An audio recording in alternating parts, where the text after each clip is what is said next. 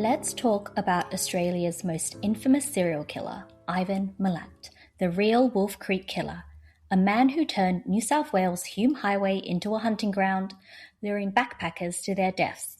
But who was he and how did he get caught?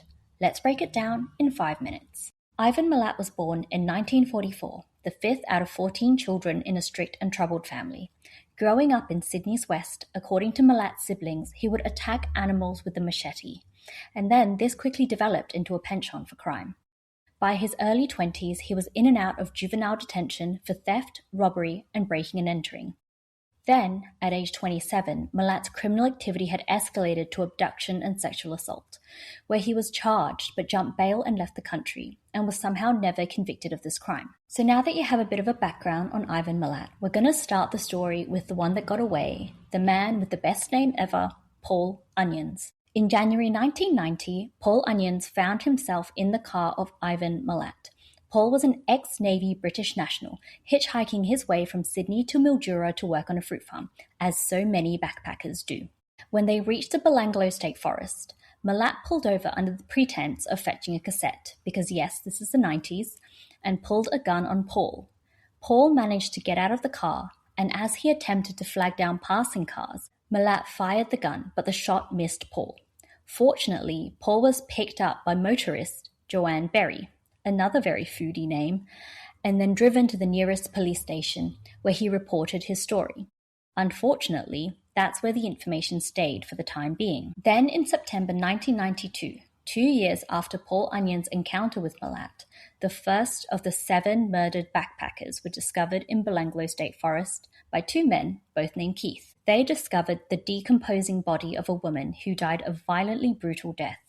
An autopsy later revealed that she had been stabbed 14 times in the neck, chest, back, and ribs. As the police then searched the surrounding area, another body was found just 30 meters away.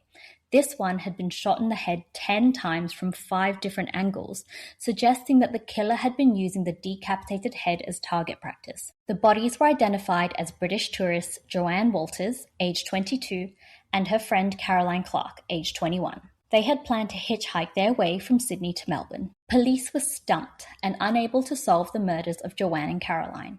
Then just over a year later, in October 1993, 2 more bodies were discovered in the Belanglo State Forest, and just like the first 2 victims, these people had been killed with a combination of gunshots and stab wounds, and the bullets at the crime scene matched the ones from the first. The bodies were identified as Melbourne backpackers James Gibson and Deborah Everest, both 19 years old. They had been reported missing in 1989, 4 years before. Gibson's backpack was actually found in March 1990 and brought to a police station, but nothing came of it then. The next victim to be discovered was German backpacker Simone Schmidl, age 21, in November 1993. She had suffered multiple stab wounds to her chest, and a noose made of wire was found close to her. Then 3 days after this discovery, 2 more German travelers were found in the forest. The first of these were identified as 20-year-old Anja Hapschid. Anja's spine had been severed by a knife, and her skull was completely missing.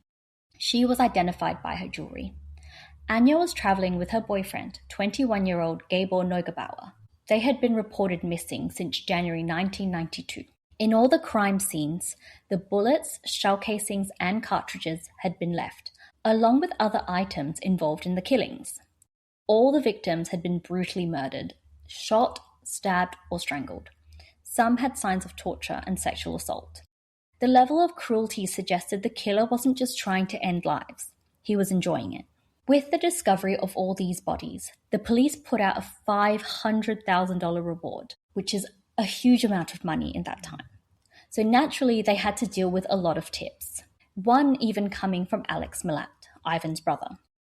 But alas, the case that terrified Australia had reached our friend Paul Onions, who was now living back in jolly old England.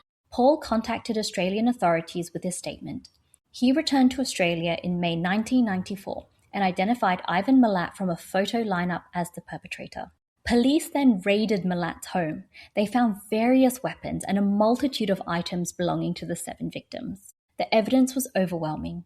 Milat was arrested and later convicted of 7 murders.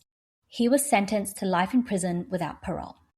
Milat never admitted to the killings, even as new theories emerged, suggesting he may have had accomplices or even more victims.